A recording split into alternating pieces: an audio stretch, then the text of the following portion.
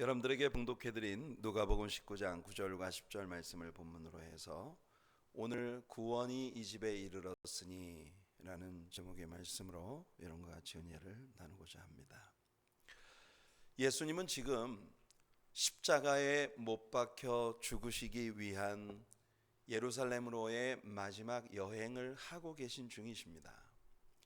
가이사랴 빌립보 지방에서 베드로의 신앙 고백이 있었고 변화산의 놀라운 광경과 예루살렘을 향해 오르시는 길에 예수님께서 꼭 제자들에게 가르쳐주고자 하셨던 그런 말씀들을 가르치시면서 지금 예루살렘을 향해 가고 계신 중입니다. 오늘 우리들의 본문 바로 앞에는 예수님이 여리고에 가까이 이르셨을 때 눈먼 거지가 소리를 치며 예수님을 부르고 있는 그런 광경이 있었습니다. 그리고 예수님께서 그를 불쌍히 여기사 치유해 주시는 그런 장면이 뒤따랐습니다. 그리고 지금 여리고에 들어오셔서 예수님은 이 삭개오라고 하는 사람들에게 사람 취급을 받지 못했던 한 불쌍한 존재, 그를 만나 주시고 그를 영적으로 치유해 주시며 하나님의 놀라운 구원의 은총을 입게 하시는 귀한 역사를 행하신 것입니다. 이것이 예수님께서 십자가를 지시기 위한 예루살렘으로의 마지막 여정 가운데 벌어진 일이라는 점이 우리들의 마음에 굉장히 많은 것을 생각하게 하는 거예요. 여러분들이 만일 앞으로 일주일 후에 나에게 죽음이 다가올 것이라는 사실을 혹 알고 계시다면 그 남아있는 며칠의 시간을 여러분들은 어떻게 보내시겠습니까? 우리에게 우리들이 앞으로 얼마 정도를 살 수 있는지 죽음의 순간이 다가오기 전에 예고되어진 시간을 좀 갖는다고 하는 건 어떤 의미에서 보면 굉장히 고통스럽고 슬픈 일이긴 하지만 참 복된 일일 수도 있겠다라는 생각을 가끔은 가져봅니다. 그 다가오는 시간들, 남아있는 시간들을 내 일생에서 못다 했던 것들을 어느 정도 좀 마무리하고 정돈할 수 있는 그런 시간을 보낼 수 있지 않을까요? 너무나 미워했던, 용서할 수 없었던 사람의 손을 붙잡고 내가 인생 살아보니 그게 큰일이 아니더라고, 눈물로 사랑한다고 말해줄 수 있는 그런 시간을 가질 수 있다는 건 얼마나 귀한 일일까요?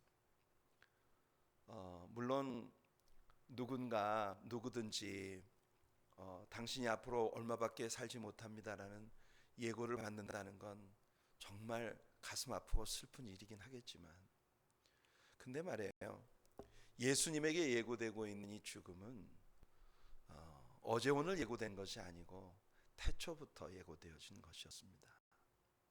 그리고 예수님은 당신의 죽음의 현장에서 당신이 받게 될 고통과 고난과 아픔들을 하나도 모르시는 것이 없었어요. 완전히 다 알고 계셨어요. 구약의 선지자들의 모든 예언의 말씀들이 예수님의 그 죽음 속에서 완전히 이루어질 것이었기 때문입니다. 그런 죽음을 향해 가는 그의 길에서 예수님이 하고 계신 일들이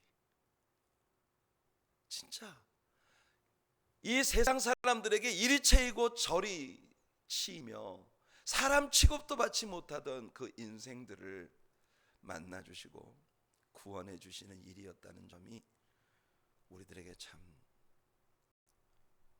가슴 절절하게 느껴지는 그런 주님의 사랑이죠. 삭개오라는 인물이 여기에 나옵니다.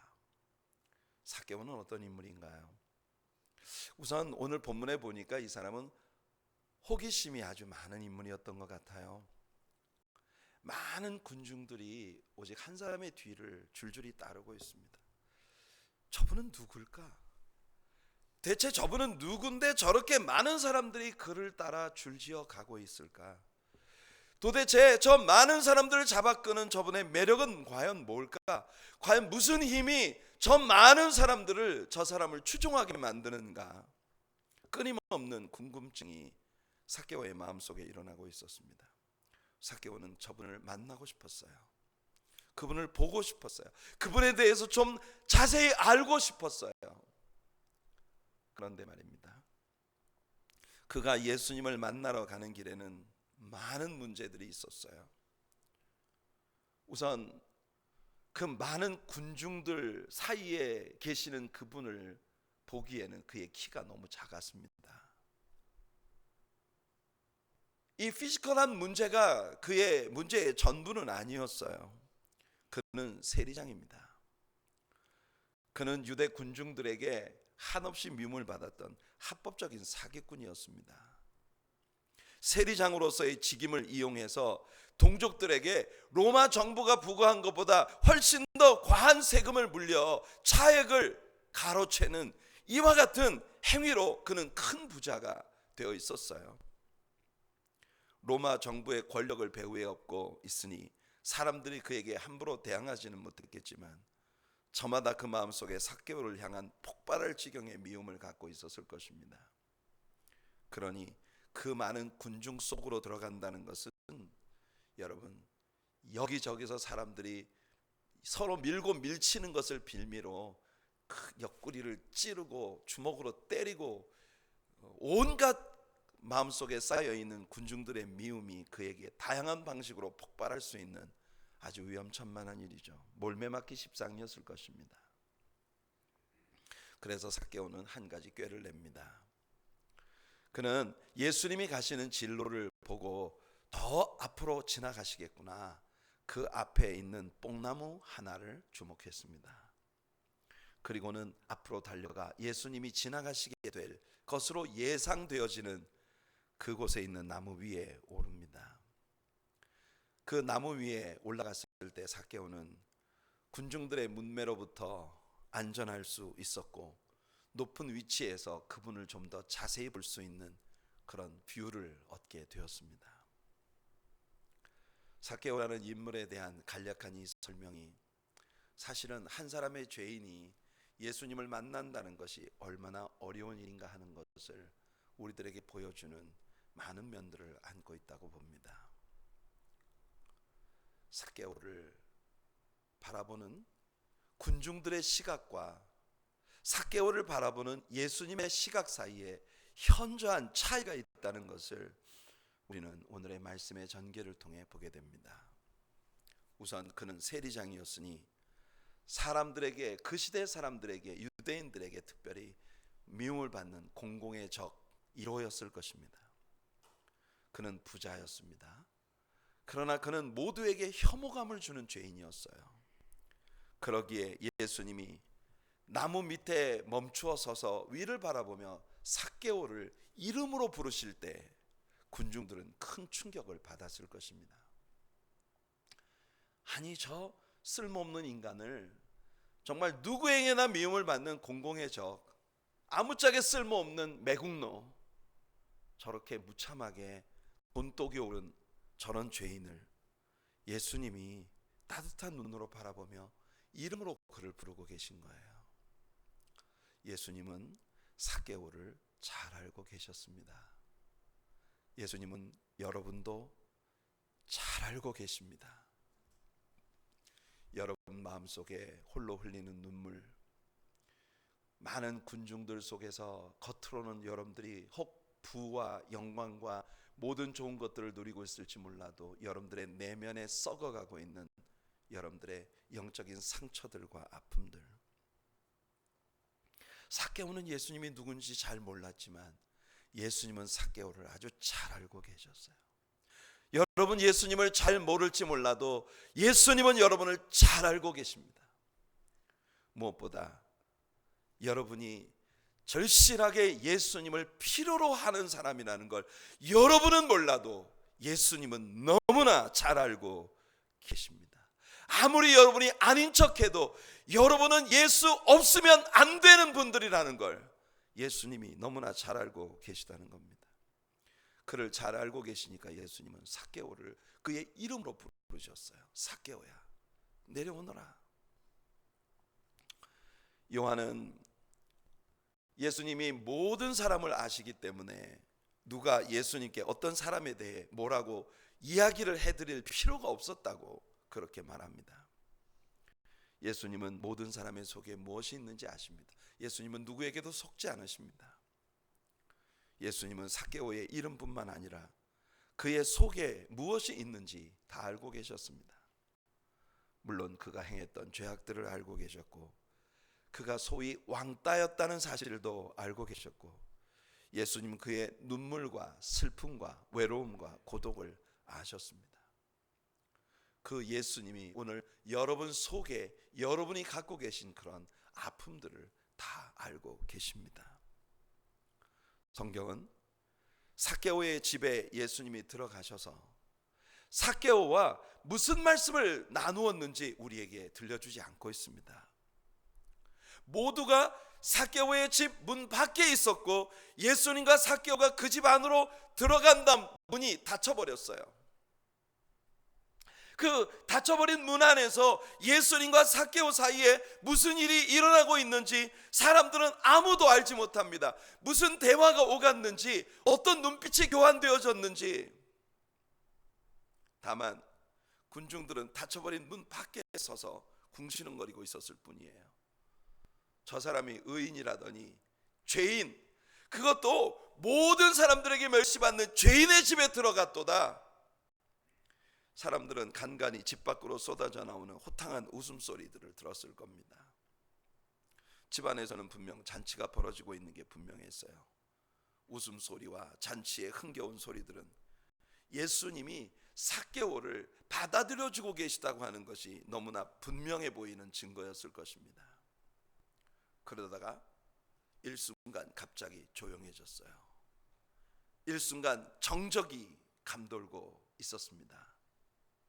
집안에서 무슨 일이 있었는지 갑자기 아무 소리도 들리지 않더니, 다만 집 밖에 있었던 사람들이 여기저기서 예수님이 죄인과 교제한다고 궁시렁대고 있었던 소리들 뿐이었을 그 무렵, 얼마간의 침묵이 지나고 난 후 갑자기 대문이 열립니다. 문이 열리면서 삭개오가 중대 발표를 합니다. 내 재산의 절반을 가난한 사람들에게 나누어 주겠습니다. 내가 누군가의 것을 토색한 적이 있다면, 와우, 어쩌면 삭개오가 축적하고 있는 재산의 거의 대부분이 남의 것을 토색한 것이었을 가능성이 대단히 크지 않습니까? 그런데 삭개오가 말합니다. 4배로 갚겠습니다. 삭개오의 이 중대 발표가 있고 난 후 예수님이 그 뒤를 이어 말씀하십니다. 오늘 구원이 이 집에 이르렀으니 이 사람도 아브라함의 자손이미로다. 할렐루야. 우리는 방금 전에 탐욕으로 들어찬 한 사람이 집에 들어간 것을 보았습니다. 예수님과 함께 말입니다. 그러나 잠시 후 그는 넓은 아량과 자애의 사람이 되어 그 문을 열고 나온 거예요. 그저 모든 것을 움켜쥐려는 열정만 가지고 있었던 야만적인 부자가 예수님과 함께 그 집에 들어갔는데, 잠시 후에 문을 열고 나오면서 그는 모든 것을 나누어 주고자 하는 열정을 가진 사람으로 변화되어 있었습니다. 여러분들은 어떤 사람이 갑자기 변하면 죽는다더라, 이런 얘기를. 사람이 일순간의 감정적 변화로 갑자기 이렇게 변하는 걸 어떻게 믿을 수가 있어? 이거 더 두고 봐야 해. 그렇게 여러분들은 생각하실지 모르겠습니다. 하지만 아닙니다, 여러분. 예수님이 다루시면 사람이 삽시간에 바뀔 수 있습니다. 그는 한 사람의 죄인으로 그 집에 들어갔습니다. 물론 우리 예수님과 함께 말입니다.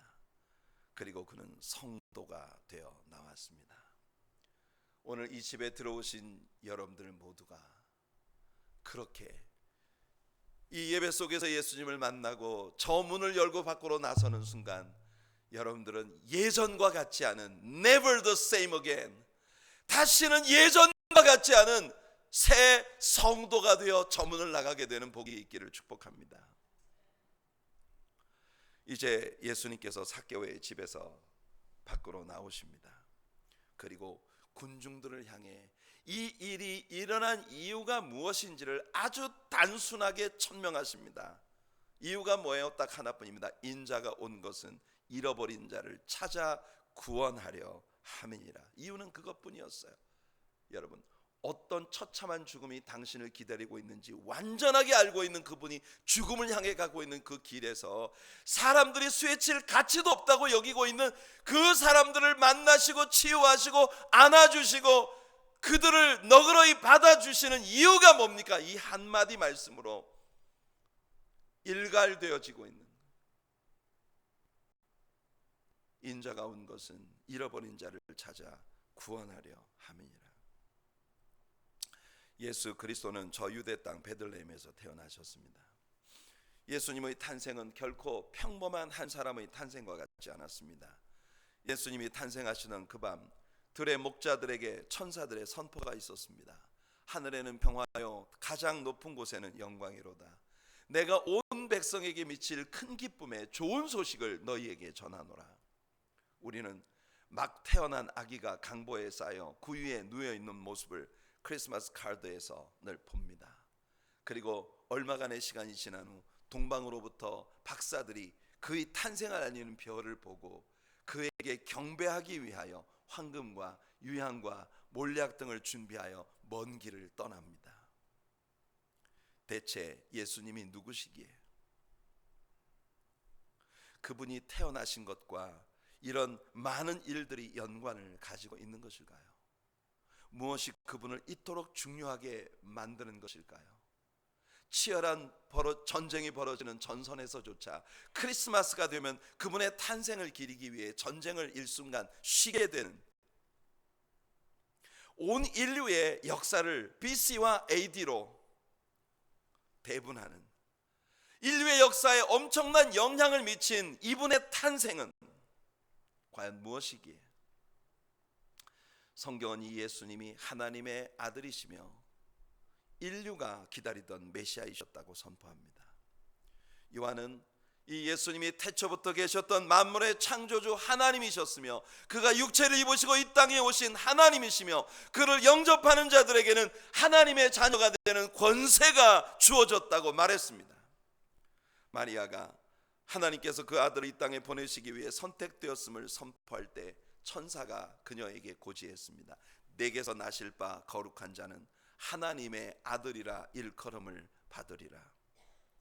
하나님은 왜 그 아들을 이 땅에 보내셨습니까? 예수님께서 니고데모에게 그 이유를 말씀하셨습니다. 하나님이 세상을 이처럼 사랑하사, 그냥 이것 때문이었어요. 예수님이 이 땅에 오신 이유는 For God so loved the world, 하나님이 세상을 이처럼 사랑하셨기 때문에. 하나님이 사랑하셨던 세계는 하나님께서 지으셨던 그 본연의 세계가 아니었습니다. 무성하고 아름다운 숲으로 뒤덮여 있었던 땅의 일부는 아무짝에도 쓸모없는 얼음 땅으로 뒤덮여 버리고 말았어요. 공룡들이 한가로이 거닐던 아름다운 호수들은 오늘에 와서 황망한 광야가 되어버리고 말았습니다. 하나님의 사랑은 물질적인 세계를 향한 사랑을 의미하는 것이 아니었어요. 하나님이 지으셨던 모든 아름다움을 상실하고 피폐하고 황폐하게 되어버린 이 땅, 그리고 그 땅을 정복하고 다스리도록 위탁받은 타락한 사람들, 하나님께 그 거룩한 사역을 위탁받았으나 타락하여 온 세상을 황폐하게 만들고만 버림받은 사람들, 물질적인 세계가 피폐해진 것처럼 사람들 역시 하나님께서 처음 지으셨던 그 본연의 모습이 더 이상 아니었습니다. 하나님은 전쟁과 싸움을 통해 서로를 파괴시키고 서로 미워하는 그런 존재로 인생을 짓지 않으셨어요. 하나님은 인생들을 하나님을 알고 또한 그분과 사귐을 누릴 때 그 기쁨과 즐거움을 아는 그런 영적인 존재로 인생을 지으셨어요. 하나님은 인생들이 남에게 속한 물건을 실력 행사를 통해 강제로 빼앗는 그런 짓을 하도록 의도하지 않으셨습니다. 하나님은 사람이 자신의 탐욕에 의해 지배와 통제를 받는 인간이 되도록 의도하지 않으셨습니다. 다만 하나님은 인간에게 선택의 자유를 주셨을 뿐이에요. 그리고 인간은 그 선택의 자유를 하나님이 아닌 사탄을 추종하는 데 사용한 것입니다. 결국 인간은 타락했고 잃어버린 바 되었으며 하나님의 목적을 성취하는 것으로부터 아주 먼 곳으로 떠나버린 하나님의 목적으로부터 완전히 길을 잃은 그런 존재들이 되고 만 거예요. 그러므로 하나님이 세상을 이처럼 사랑하셨다고 했을 때 그 세상은 하나님이 기대하시고 하나님이 만드셨던 본연의 아름다운 세상이 아니라 타락하고 망가지고 깨어지고 피폐하게 되어버린 세상, 그 세상을 하나님이 여전히 사랑하셨다는 말씀입니다. 그래서 하나님은 그 잃어버린 바 된 사람을 다시 찾아 그 본연의 목적 가운데로 돌아오게 하시기 위해 그 아들을 보내신 것이에요. 누가복음 19장에서 우리는 바로 이 잃어버린 바 된 한 인간을 찾아 여리고를 지나가시는 예수님을 봅니다. 그는 확실히 잃어버린 바 되었었어요. 자신의 탐욕의 종으로 살고 있었으니까. 그리고 사람들에게 철저히 미움을 받아 마음이 완전히 황폐하게 되어 있었으니까. 그런데 한 가지 중요한 사실은 그가 예수님에 대해 궁금증을 갖고 있었다는 겁니다. 하지만 그 궁금증을 푸는데 많은 방해 요소들이 있었어요. 그는 너무 작았고 군중들 사이를 뚫고 예수님께로 갈 수가 없었어요. 그래서 그는 안전한 곳에서 보다 넓은 시야를 확보할 수 있는 곳으로 예수님을 보기 위해 올라간 것입니다. 그런데 예수님이 그 나무 밑에 오셔서 갑자기 멈추시더니 삭개오를 올려다보시며 내려오라 하십니다. 내가 오늘 너희 집에 들어가서 식사를 좀 해야겠다. 내가 너희 집에 들어가서 잠시 유했다 가야겠다. 종교 지도자들이 예수님께서 그 집에 들어가시는 것을 보았을 때 그들은 예수님이 죄인의 집에 손님으로 들어가셨다는 사실에 불평을 늘어놓고 있었습니다. 그들의 불평에 대한 예수님의 대답이 바로 오늘의 주제예요. 인자에 온 것은 잃어버린 자를 찾아 구원하려는 것이라. 다른 때 예수님은 말씀하셨습니다. 건강한 자에게는 의원이 쓸데없고 병든 자에게라야 쓸데있나니. 또 다른 때 예수님 말씀하셨어요. 나는 의인을 부르러 온 것이 아니라 죄인을 회개케 하기 위해서 왔다고. 바울은 디모데에게 이렇게 말했습니다.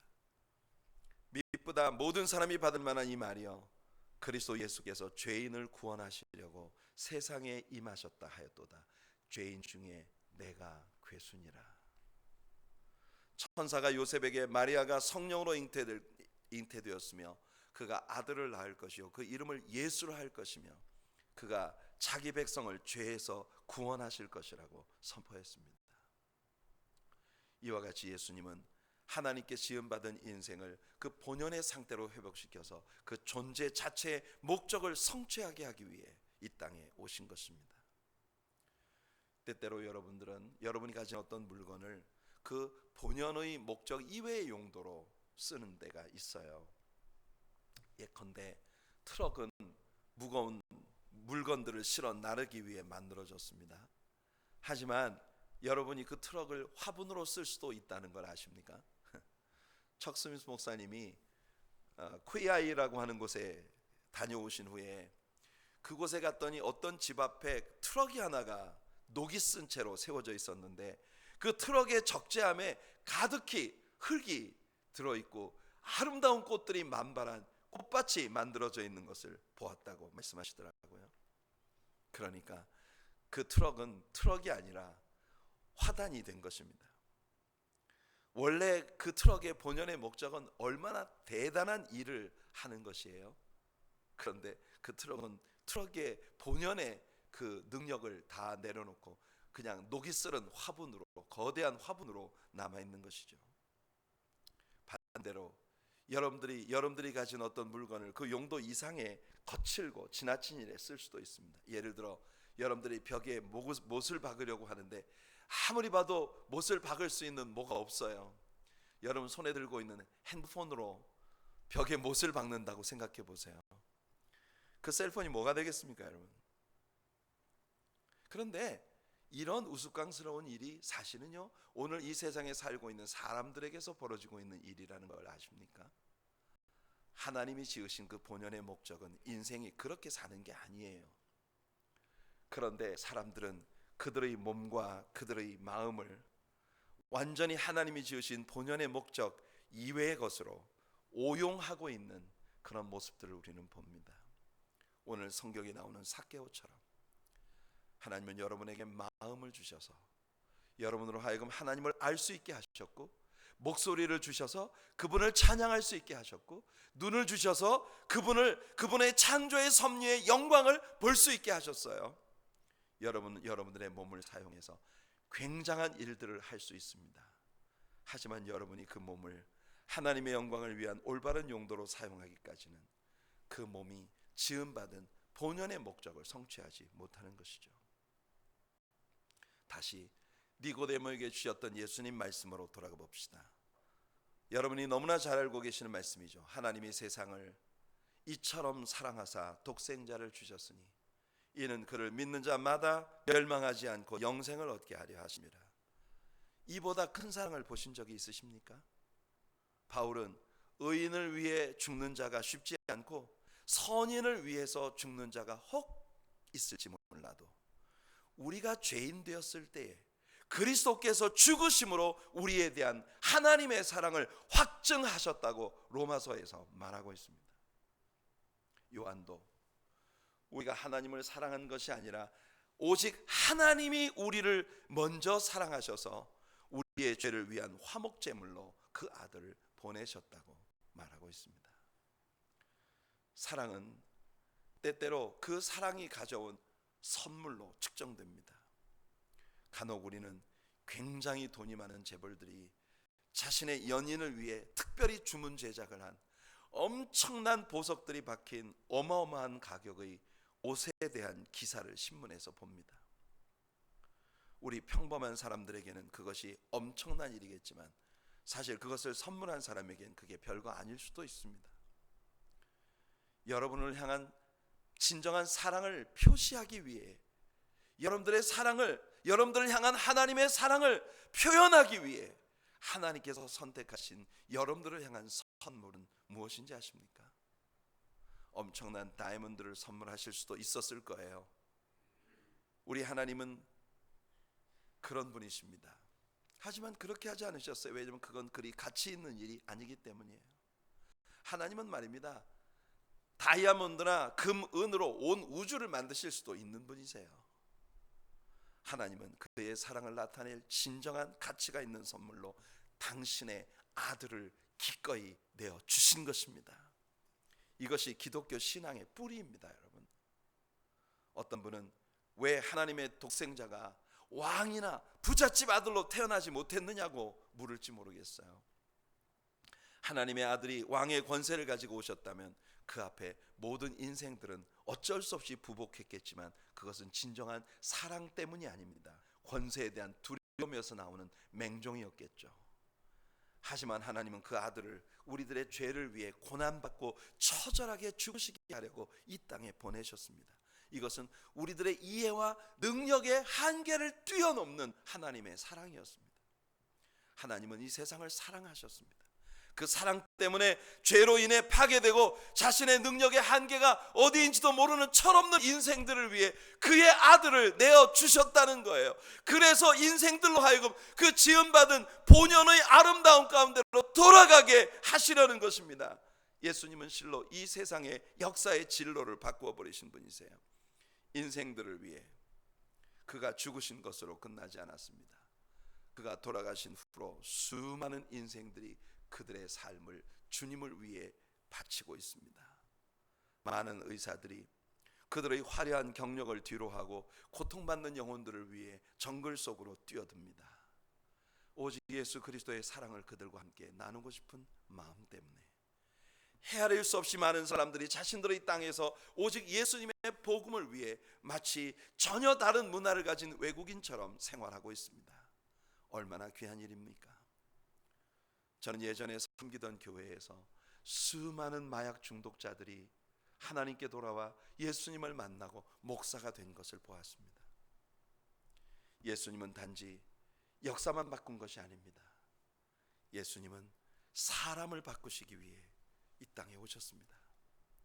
여러분들의 인생 전부를 그는 바꾸실 수 있습니다. 잃어버린 영혼을 찾아 구원하러 오신 그분이시기 때문에. 만약 여러분의 개인의 주와 구세주로 예수님을 모시지 않는다면 여러분들은 영원히 잃어버린 바 된 존재로 남게 될 것입니다. 삭개오처럼 우리들의 문제를 우리 주님께 토설하고 용서와 구원의 은총을 누리는 여러분 모두가 되시기를 축복합니다. 주님은 오늘 여러분께 말씀하고자 하십니다. 오늘 구원이 너의 집에 이르렀도다. 오늘 예수님과 여러분의 만남이 여러분들의 삶에 영혼을 달리하게 만드는 귀한 축복으로 나타나게 되기를 예수님의 이름으로 축원해 드립니다.